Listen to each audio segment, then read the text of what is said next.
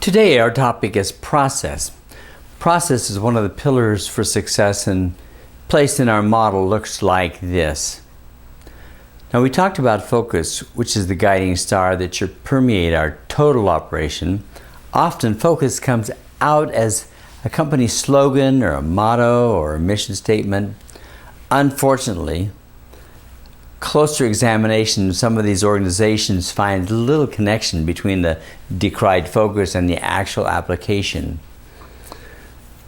Process is the vehicle that helps us systematically move toward our focus. Focus without process is merely a dream. Process without focus is just wandering around. And both of these scenarios waste money, time, and effort. Our little illustration of planting a seed was an illustration of a problem I often see, and that is, in some situations, there's a tendency to expect immediate results. Because of life's experience, expecting the seed to germinate and grow and mature in moments is absurd. However, there is an expectation of new employees, for example, being trained and aware quickly.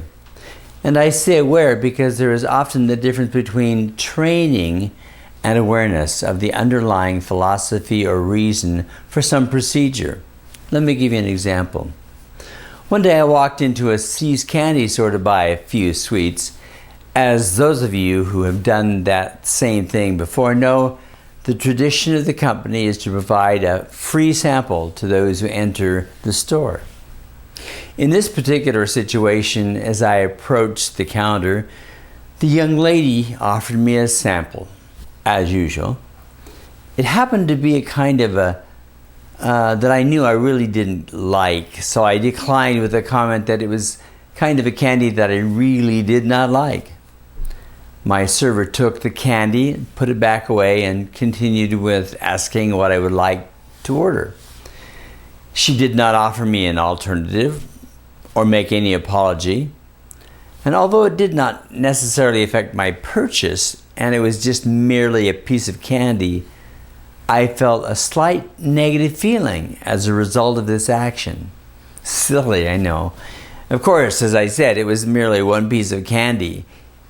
Does it make a difference? What was wrong? She had done what was instructed.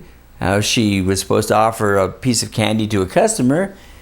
She could hardly force it on me if I didn't want it, so she withdrew the offer. Wasn't that what she was to do? My point is that she did what she was trained to do.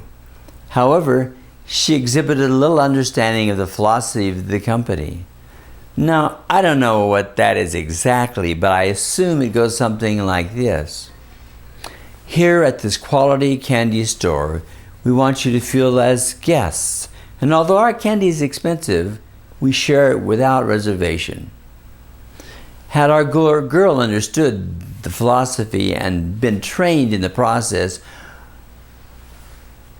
beyond just doing the action, she would have operated differently.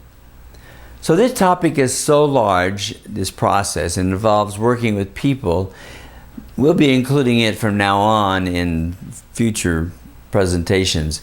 So far, however, there are some areas we have touched and should be included as basic principles to effective process. Number 1, effective process takes time and needs to be well thought out, like the seed I planted. Everything cannot be effective when we want it to be just because we want it to be.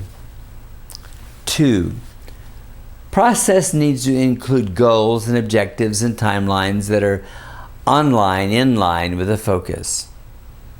3, effective process takes leadership.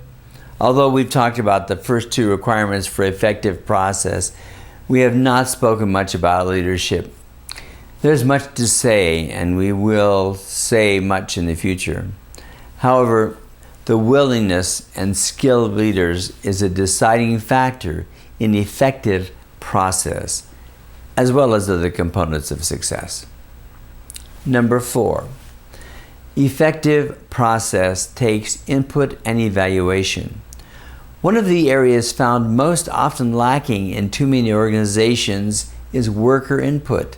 In my personal experience, I've seen more problems created and fewer problems solved because no one asked the people on the job.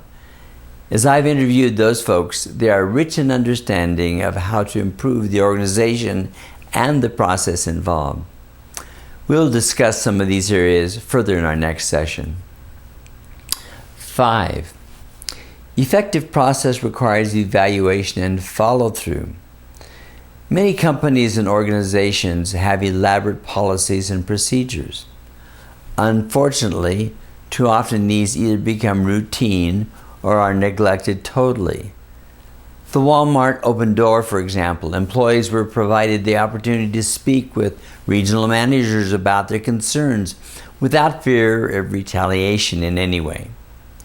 This was something that was in practice and that the employees could count on.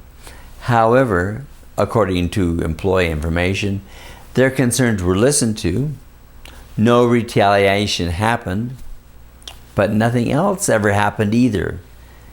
This is the area that tends to fall down. Like the story told about the grocery chain, remember, in the previous lessons, where they determined the new direction, provided resources, and yet made little or no changes.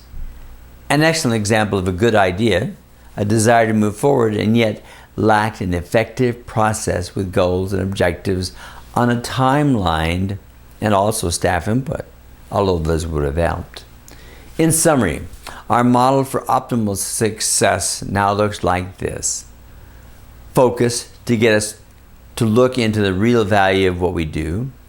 Process to make sure we set up a way to actually move in an effective and efficient way toward our focus. Application in every aspect of our work, not just talking about it, but doing it. And then building everything on a solid foundation of learning. Well, in the future, we'll be hitting several of these areas. We appreciate your involvement. We hope that you've learned something, and your ideas and your input are always appreciated. I consider you as part of our team, and your insight is important. And remember, hey, it's your business.